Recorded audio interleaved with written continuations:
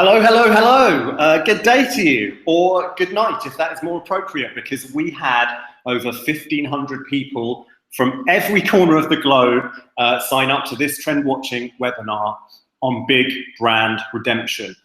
So most of you know us here at Trend Watching. We're the world's best loved independent consumer trends firm. That should probably come with some kind of subjective claim warning, but yes, it's true. Every month we publish a free trend for our list of hundreds of thousands of subscribers.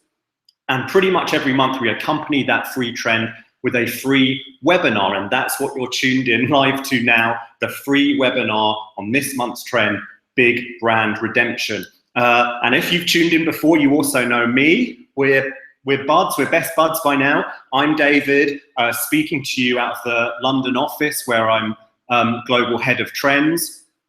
Last year I co-wrote our book, Trend Driven Innovation, all about our trend watching methodology and how you can use trends to come up with great new products, services, campaigns for your brand. And when I'm not here in the London office, thinking about the trends, spotting the trends, writing the trends that lots of you read about, I'm out working with clients. We're lucky enough to have a list of 1,200 great clients ranging from huge household brands to tiny agencies and everything in between. Here's some of them undergoing trend watching fun before your very eyes, right? Undergoing a trend watching workshop. And we are all about helping those clients go from insights to actionable foresight on what their customers will want next. And eventually, as I said, of course, to their next idea, their next product, their next service, their next campaign, which will be, if they've listened to us, which they do, grounded in a consumer trend. And that means it will be grounded in what their customers really want. Now, I said we publish a free trend every month. Big Brand Redemption is the trend you're here to listen to, and that is one of the more epic trends, not that we've just that we've published recently, but I think it's fair to say that we've ever published, okay? Big Brand Redemption is not one of those tactical marketing trends that might inspire, you know, next month's campaign or your next digital innovation, as fun and important and as profitable as those trends can be, right? Big Brand Redemption is a truly epic trend that's about, really encompasses our view of the entire consumer arena, where all of consumerism is heading, okay? Where we as a planet, if you think of us as a planet that is just kind of encompassed by this massive consumerism circle, where do we as a planet need to head in that bubble of consumerism, okay? That's what Big Brand Redemption is all about, nothing less. But it all starts with one very simple idea or one very simple premise. So let's kick off there. And that premise, really, you can see in front of you right now. We all know that we cannot stay on the path that we are on when it comes to the nature of our consumerism. We all know that you'd have to go a long way to find anyone who would disagree with the idea that we need to build a more sustainable, a more ethical, a more just, fair consumerism. And right now there's pretty much a consensus on how we should go about doing that, how we are doing that, okay? And that consensus tells us that big brands are typically the problem. I'm talking about the big, established, legacy household brands, okay? This model of how we build a new kind of consumerism tells us that those kinds of brands are typically the problem. And they're the problem because they're polluting our skies, they're pumping us full of sugar, they're exploiting vulnerable workers, often in developing countries, okay? They're invading our privacy, if you want a more recent one. They're doing all the typically bad things that many people associate with consumerism, okay? And on the other hand, startups, this new generation of startups are the answer. A new generation of startups are the force, this model, this way of thinking tells us, that can lead us to a brighter future, that can help us create a more ethical, more sustainable consumerism. And I'm thinking there about startups such as Tom's, you know, the buy one, give one shoe manufacturer. Or you think even about Tesla, okay, just transforming a startup, transforming how we think about cars and what can be possible, what is the nature of a sustainable car, okay? This model tells us that it's startups like those that can lead us towards a brighter future when it comes to consumerism. And that kind of makes a lot of sense. You know, there's a few reasons why that makes a lot of sense. One is that startups by their nature, have been created very recently. So they tend to have what you might call 21st century values just encoded in them from the start. Okay, they're founded by typically younger people who are very mindful of the fact that we need to change course when it comes to sustainability. We need to be more ethical. We need to be more just. And they have baked those feelings into their startup from the very start. I mean, look at Tom's very obvious example. It's created entirely around an idea of social justice, okay, an idea of a just consumerism. Tesla is based around an idea of a sustainable automotive industry. And then the other reason why startups, you might think, can lead us towards a brighter future is they're smaller, they're more agile, they can, their impact on the planet and on society necessarily is often less, and they can also sort of work smart, they can intelligently manage it in a way that big legacy brands with their legacy infrastructure can't do, okay? So we have this model that tells us that big brands are the problem, this new generation of bright, shiny, ethical, sustainable startups are the answer. Now, of course, that's a simplification, okay? Of course, no one thinks exactly in those terms, but there's more than a grain of truth to it. You know, lots of big brands are causing, are having a great deal of negative impact on the planet, whether that's on the environment, whether that's on society or on their own workforces, on our health, okay? And more important, perhaps, if you are one of those big brands, certainly, millions and millions of people worldwide certainly feel that way. After all, when was the last time you were actively proud, actively excited about your engagement with a big legacy brand? When was the last time you raced to tell a friend that you had engaged with Coca-Cola or McDonald's or, you know, Levi's even? These big established legacy brands are not typically the brands that we're desperate, consumers are desperate to share their excitement about engaging with. But there's a problem with that model, okay? There's a problem with this model, this idea that big brands are the answer. Big brands are the problem and startups are the answer.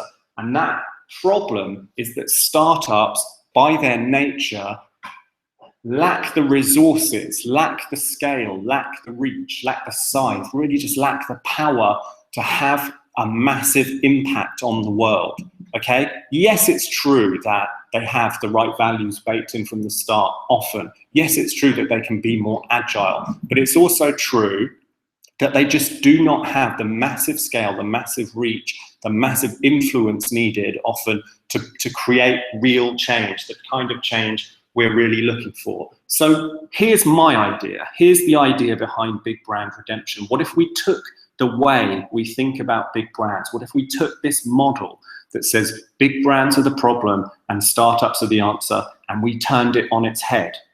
Okay, we turned that idea upside down. There's a lot of competitive yoga headstanding going on worldwide. It gave me an incredible choice of Google images for this slide, but I liked this guy, okay, to represent the idea. What if we turned that model on its head? What if big brands stopped being the problem when it comes to sustainability, when it comes to ethics, health, fairness, social justice, all those things that are so important to us? What if it stopped being the problem and started being the answer? I have not been smoking anything, really not recent, and if I did, okay, I certainly didn't inhale. Okay, yes, I am saying big brands could be the answer. Yes, I'm talking about McDonald's, I'm talking about Ford, I'm talking about Coca-Cola, I'm talking about Unilever, okay? Yes, that's what I'm saying, that these big brands could be the forces that drive us towards a brighter future. That seems a deeply counterintuitive idea. It runs against the grain of everything we tend to think about consumerism today. Even if we think about it unconsciously, I think you'll agree that the model I outlined at the beginning is the model we tend to think along. And this idea runs against the grain of that entirely, okay? It seems a crazy idea. But what I want to say here really powerfully is, aren't we due for a crazy idea? Isn't a crazy idea long overdue? Because after all, we've been talking about this stuff for decades, right? We've been talking about sustainability, social justice, fairness, paying people a fair wage, buying your ethical coffee, all of that. We've been talking about it for years and years and years. Have we really seen system-wide, systematic change that we want to see? No, we haven't. Okay, so there must be something wrong with what we're doing. There must be something wrong with what we're thinking. So what I'm saying to you is, what I'm asking you to do is, for this 25 minutes, 20 minutes, is just suspend your disbelief, if that's all you can do. Suspend your disbelief and just imagine a world, just imagine a possibility where big brands could be the answer to these problems and not the cause of these problems, okay? And the heart of the reason that I think that is possible is, and I hinted at this before, because big brands do have the massive scale, the massive reach, the resources, the material resources and the human resources, as well as decades and decades of accumulated knowledge and expertise and infrastructure. They have all of that needed to make massive global changes. Don't forget, big brands, some of the world's biggest brands, can operate at a level, can reach across national borders, can do things that even national governments can't do. Okay, and that's what big brand redemption is all about. It's about asking big brands, challenging them, telling them they must, in fact, put those resources to better use. So you can see the definition of this trend right in front of you now. Yes, big brands are mired in eco, social, health sin, all kinds of other sins as well. They must now seek redemption by leveraging everything I just talked about, their vast scale, the resources, the expertise, the people, to tackle the challenges that no one else can, to build a better world, to do the things no one else can do. And that is a really important part of this trend, doing the things that no one else apart from big brands and particular big brands can do. And we'll touch on that again later. For example, I mentioned Coca-Cola earlier. Just think about Coca-Cola for just a second. Coca-Cola employs 700,000 people in over 200 countries. Okay, that is an incredible organization. It's an organization you don't go around thinking about Coca-Cola on a daily basis. It's an organization we pretty much just take for granted, but that's an incredible organization. Can we say that in 2016, an organization such as that should exist only to make a profit? Because that's what this trend is about ultimately. What is the point of big brands? Why do they exist? Okay, and we get to decide in the end why big brands exist. Okay, big brands are just made up of people. Lots of them are very, very good people. I perhaps should mention that earlier. Of course, big brands are populated by lots of ethical, just, sustainability-minded individuals. Okay, can an organization of 700,000 of those individuals exist in 2016 solely to make a profit? Can we afford that on an ethical level, on a sustainability level? We cannot, can we? We just cannot keep going along that path. So why does Coca-Cola exist? What if Coca-Cola existed, and suspend your disbelief for just a second, what if it existed to become the world's biggest, most powerful, most effective anti-obesity organization? Okay, who is better placed on planet Earth? Very few other organizations, I would contend, to tackle the obesity problem. Coca-Cola is right up there near the top. And yes, that's partly because at the moment they are right up near the top of the organizations that are causing that problem. But if they flipped it on its head, they could become the answer. Now, I'm not asking you to 100% believe that. I'm asking you to suspend your disbelief of it and follow me on this journey, and I hope that by the end you'll be a lot closer to believing it yourself. Okay, and yes, okay, I mean, I've preempted this slide really. You might say that I'm naive, you might say I'm a dreamer. Okay, I'm not the only one. You might come to me with this picture. You might say, consumers aren't interested in this. Yeah, this is fine for a few trend watchers and people like us who are interested in consumerism and this sort of thing. What customers are really interested in is just getting more, faster, now, bigger, harder, more exciting. After all, in 2015, McDonald's upped its profits significantly by introducing the all-day breakfast, all-day egg McMuffins. Okay, that's what made McDonald's more money in 2015, not any of this stuff you're talking about. And that is true, okay? And I'm not saying that we are anywhere near big brand redemption now. Okay, I'm saying that is the necessary direction of travel. That is the direction that we as people and that our way of life as consumers must move in. Okay, and again, we're going to look at why that's the case very closely, very soon. And the second thing you might say, if you're listening very hard and very excited already, is, yeah, this is great.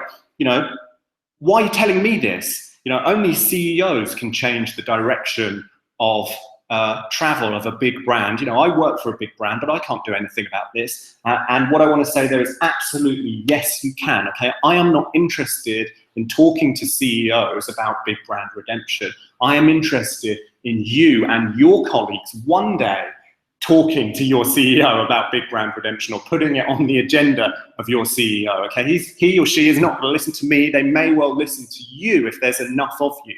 Okay, and of course that is a journey.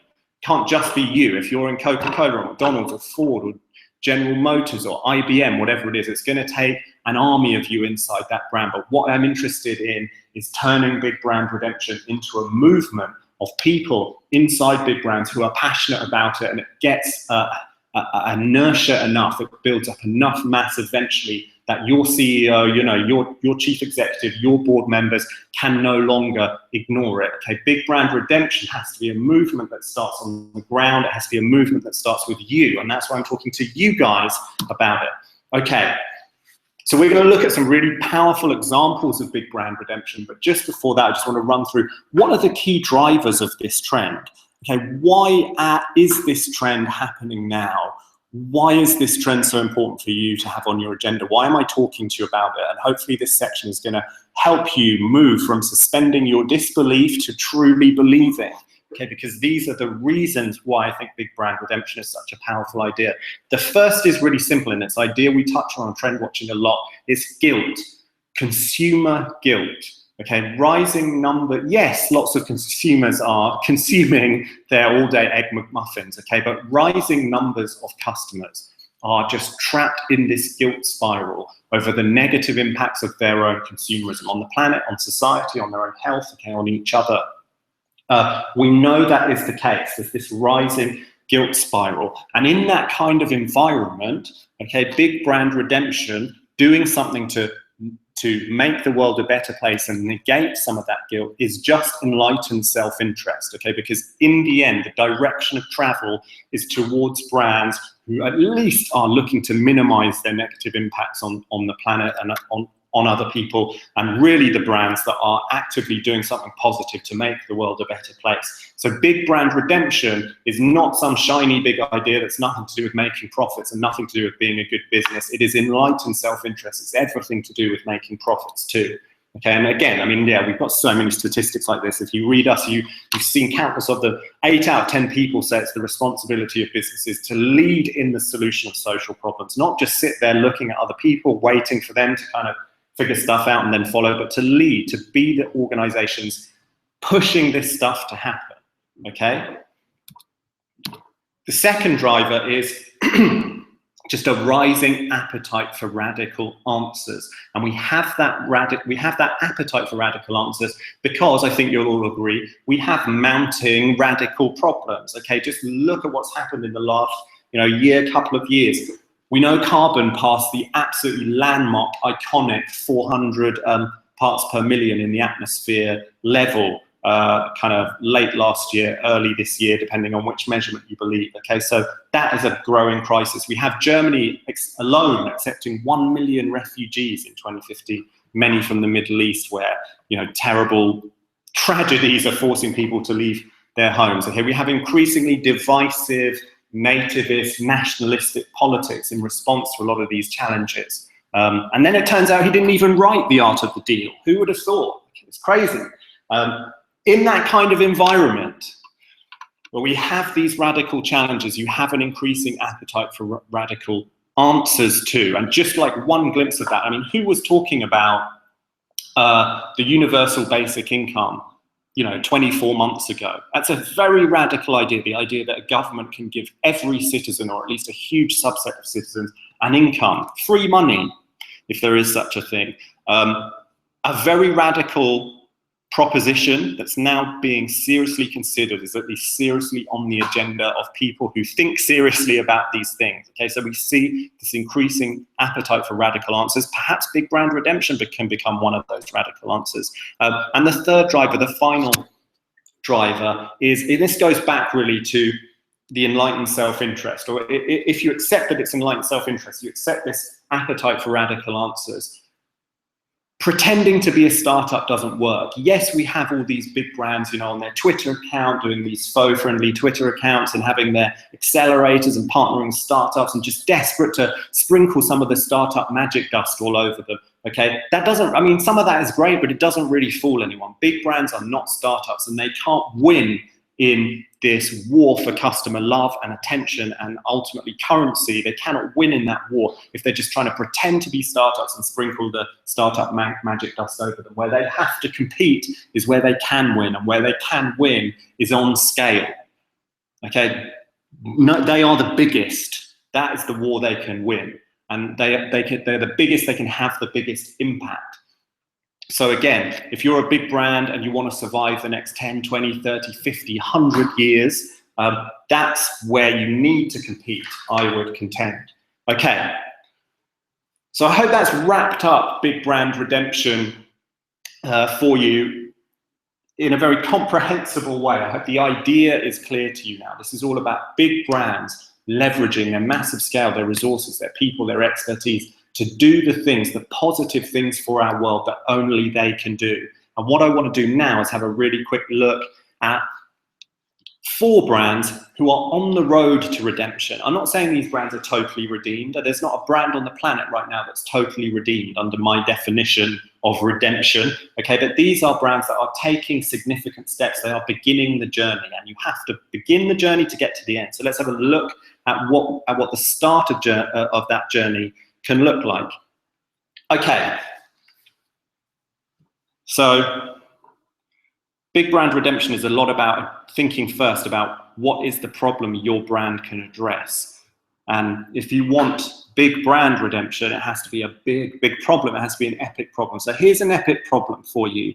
Nicotine is still the largest cause of preventable death in the US, causing over 480, almost 500,000 deaths a year. Okay, that's a crazy big problem.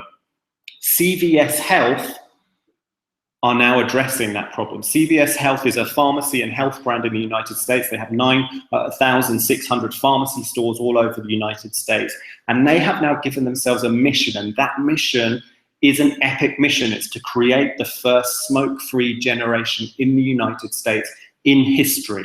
Okay, now all started back in October 2014 when CVS said, we are no longer going to stock nicotine products in our pharmacies. All 9,000, 10,000, whatever pharmacy stores, nicotine products are banished at an estimated cost of $2 billion a year. Okay, so they really put their money where their mouth is. They really did something that was going to cost them money, but make the world a much better place to be. Okay, but it's gone a lot further than that now, because in March 2016, they launched their Be the First campaign. And that's an initial investment. There will be more, we're told, but an initial investment of $50 million to partner with lots of nonprofits to push out programs of anti-smoking education, particularly aimed at America's young people. And they're aiming at a 10% decline in youth smokers to start with.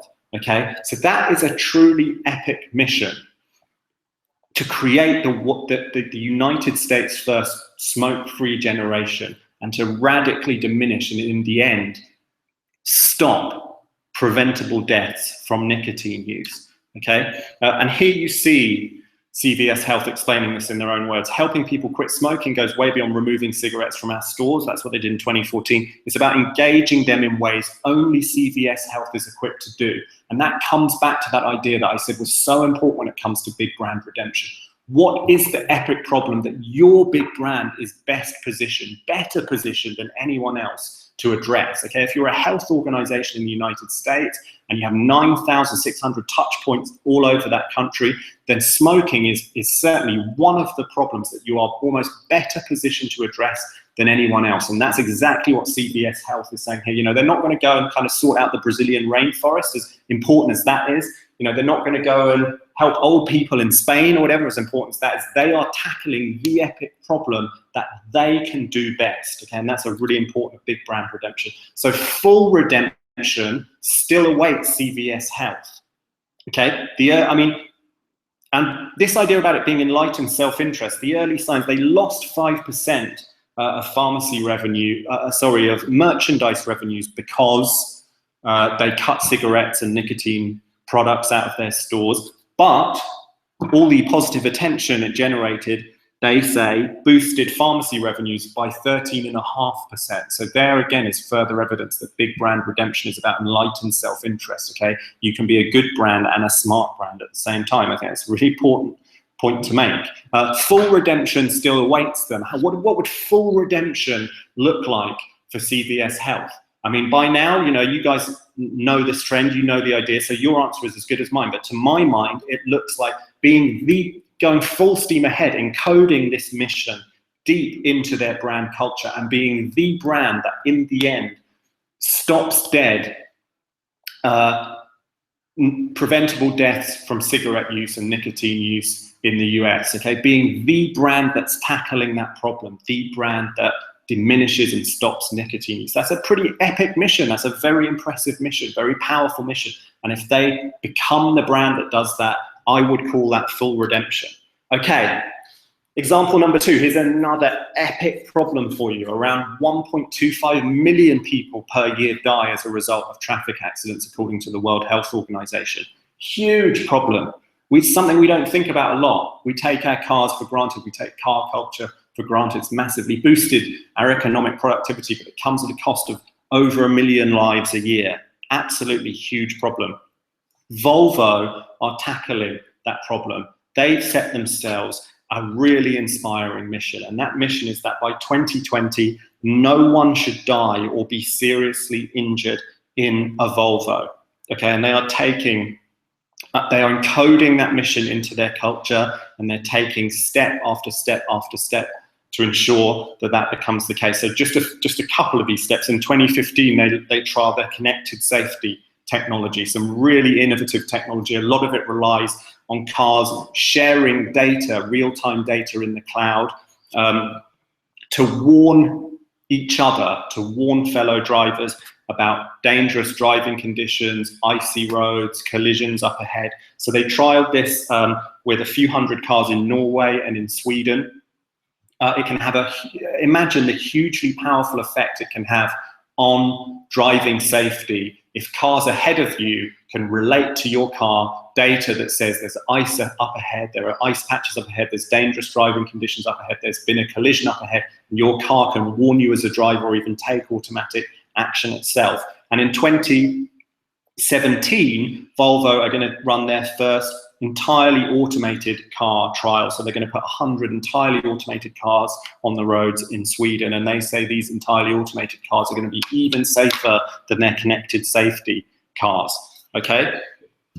Again, it's just encoding that mission of driver safety deep into the brand. Now, what does full redemption look like for Volvo? And by the way, Volvo have form when it comes to big brand redemption. They're really, you might call them very early pioneers of the trend big brand redemption. Because of course, Volvo are the brand that invented the 3-point seatbelt and refused to patent it. Okay, they could have made huge profits out of that invention. They didn't.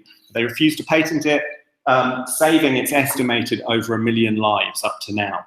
Okay, so they have form when it comes to big brand redemption, but full redemption, to my mind, looks like full steam ahead on that mission. Become the brand for road safety worldwide, the brand that pioneers the technology that eventually ensures that no one dies in a needless road accident. Even Volvo admit you can't totally account for people who want to do harm, sadly, to themselves or other people, or real true freak accidents. But what if you were the brand that pioneered the technology that ensures that pretty much no one dies in needless car accidents? That is a huge, inspiring, redemptive mission, and that, to my mind, looks like full redemption for Volvo. So I really hope they get there. Okay, example number 3, another truly epic problem. Diarrhea kills, amazingly, 800,000 children under the age of 5 every year, according to the World Health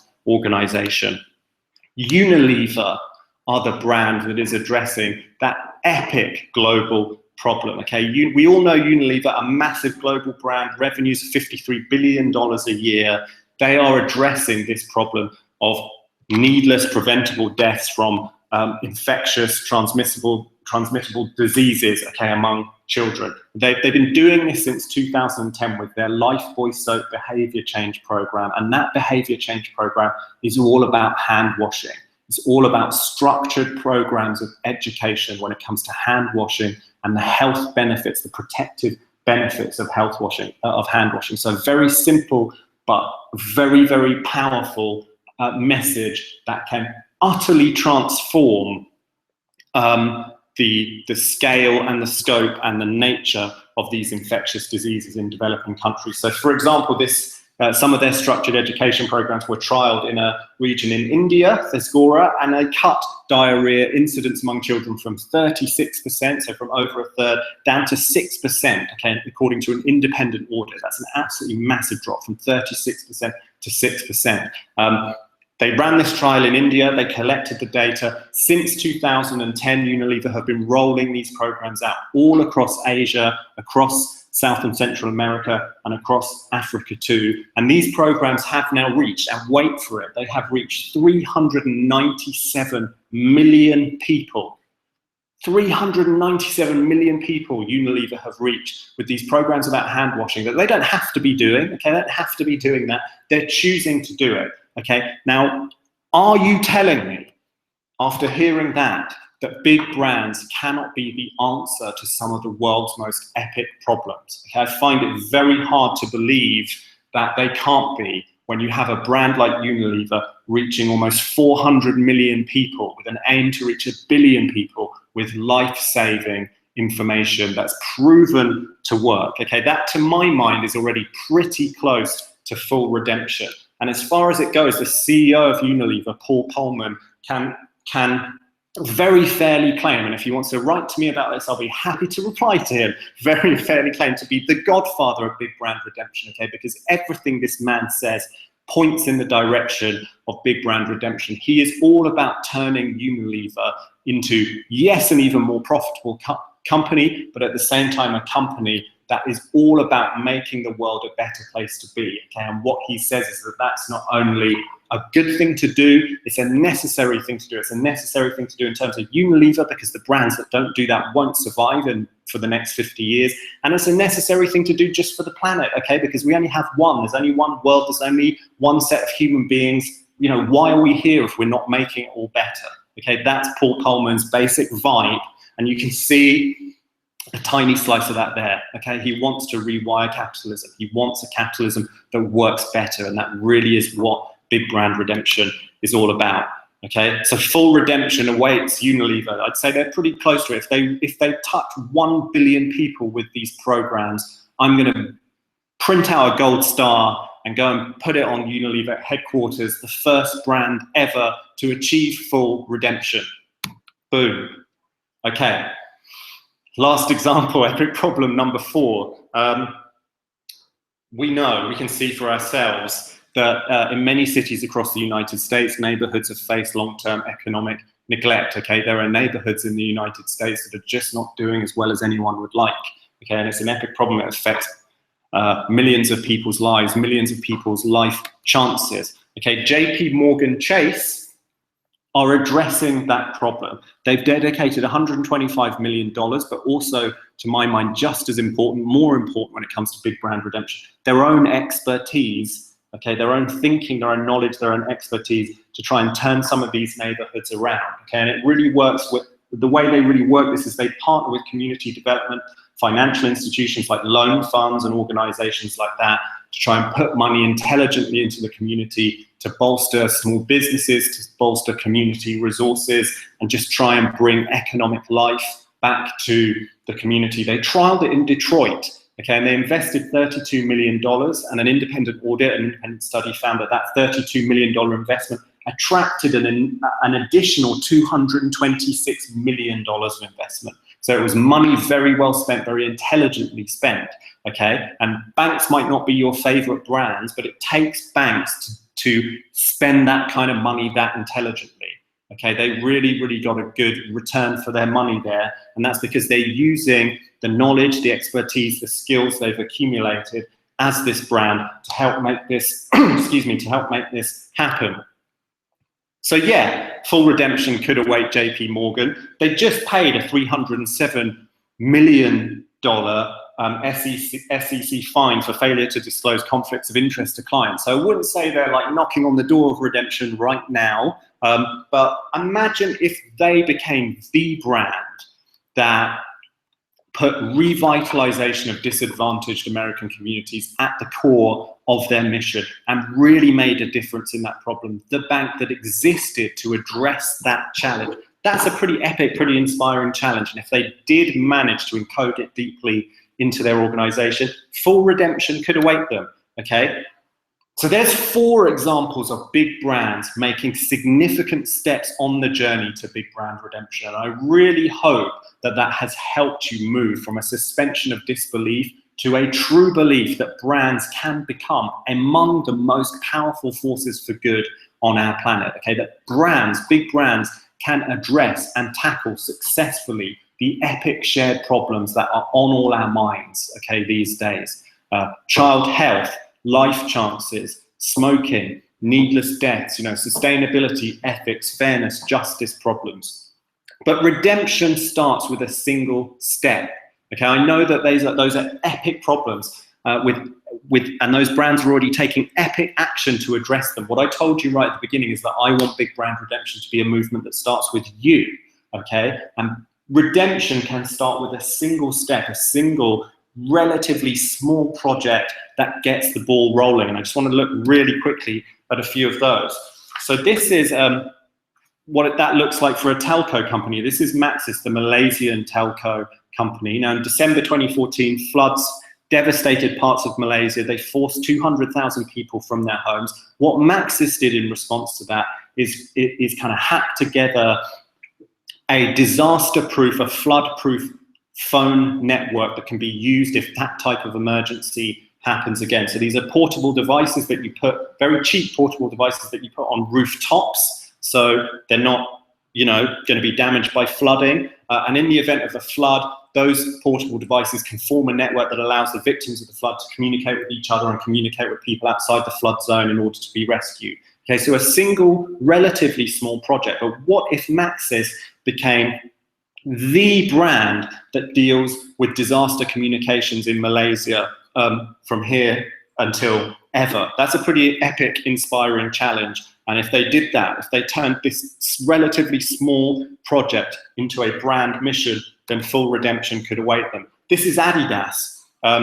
They partnered with a charity called Parley for the Oceans and made this pair of trainers, a limited edition, you can see them on your screen now, out of plastics dredged out of the ocean. There is tons and tons and tons, millions of tons of plastics floating around in our oceans. They dredged some of that plastic up and they made these trainers out of those plastics. So again, a really small project. We're talking about like 50, 100 pairs of trainers, this limited edition. But what if Adidas became the brand that tackled this epic challenge of plastics in our oceans? What if Adidas made every single pair of trainers that it ever made out of plastics dredged out of the ocean? The more you buy from Adidas, the more plastic gets dredged out of the ocean. Okay, if they did that, if they encoded that mission deep in their culture, then full redemption could await them, okay? But as it is, it's a tiny group of people that started this tiny project, partnered in Adidas, that got that ball rolling. Airline redemption. This is the Dutch airline Transavia. What they did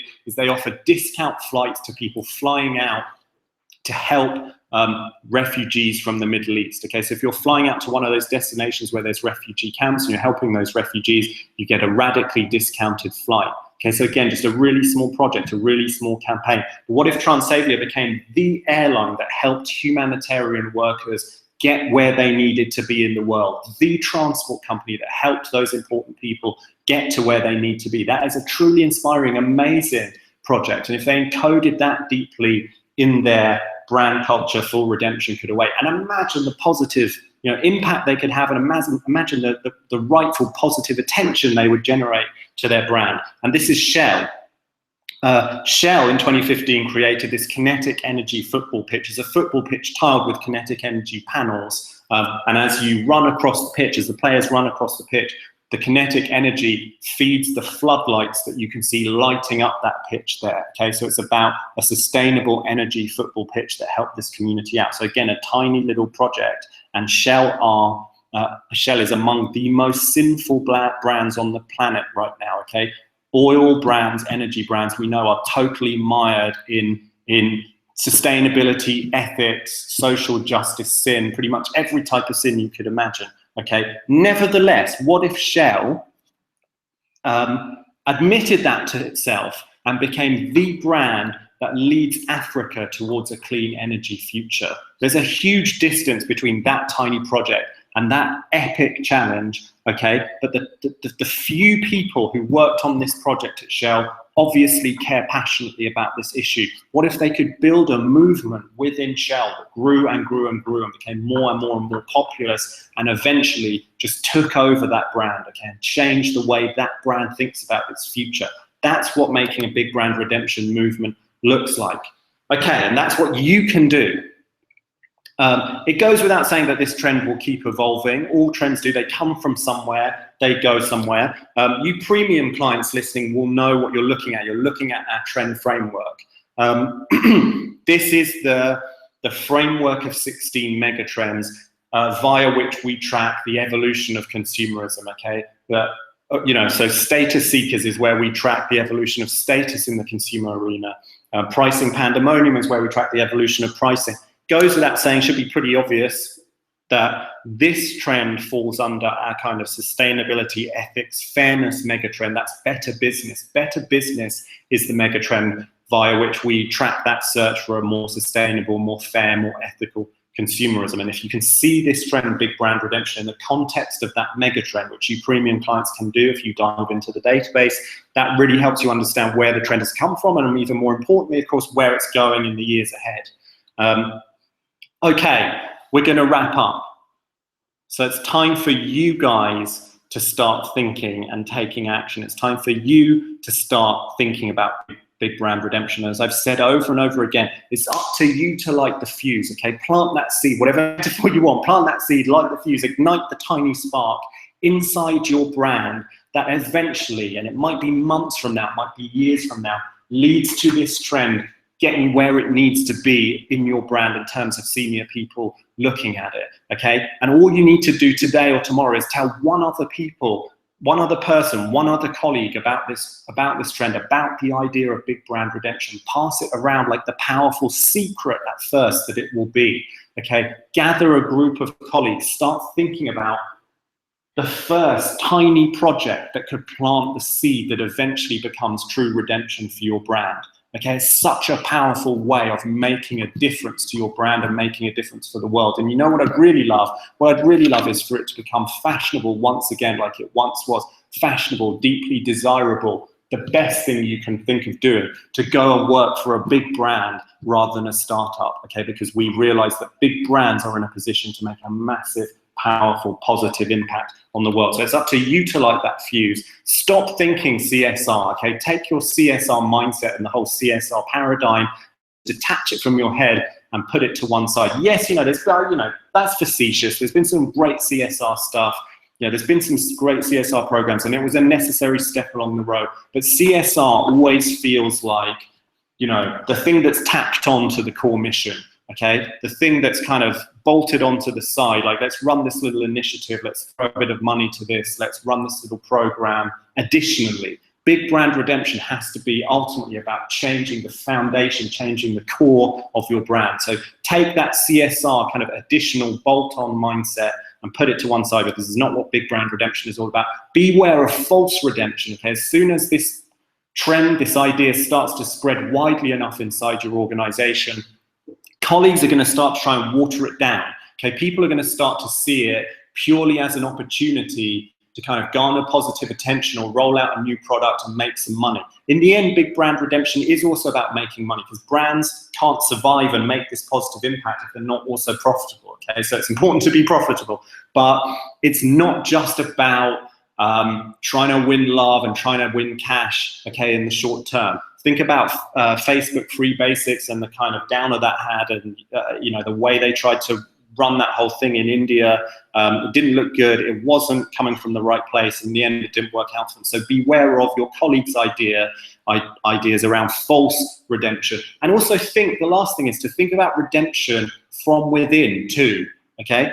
Redemption can start from within. If you're a huge brand that employs hundreds of thousands of people, one of the first ways you can have a positive impact on the world is to do some good stuff for those people. I'm showing you this Starbucks slide because Starbucks in December a few months ago, launched this idea called Home Sweet Loan in the United Kingdom, which is about providing their employees with loans to cover their first month's deposit and rent on their accommodation in London, because we all know accommodation in London, the costs of it have gone totally insane. So that's a trend. That's actually a trend called insider trading that we've written about before. You can check it out in our 5 trends for 2016, and applying some insider trading, doing something good for your own people, can be a great step along the way to big brand redemption. And of course, it will be a great way of getting your colleagues, this is the crucial part, getting more of your colleagues interested in the idea of big brand redemption, okay, if you're doing something good for them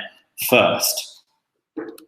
Okay, so have I turned you from someone who's suspending your disbelief to someone who truly believes in the idea that big brands can be the answer, that big brands can lead us to a brighter, more sustainable, more ethical, more just future for all of us, for our planet? If I have, and I hope I have, your work starts today. Like I say, just tell one colleague, tell one person about this idea of big brand redemption. Light the spark that will turn into the fire that your CEO, your senior people cannot eventually ignore. If you have any thoughts, if you have any ideas, have any rebuttals, anything at all, I'd love to hear about it. Just email me at david@trendwatching.com and I'll come back to you. But for now, that is enough from me. Good luck. Please take this idea, tell people about it, run with it, have fun from it, have fun with it, and I really look forward to hearing what you guys make of it. But I'll check out for now.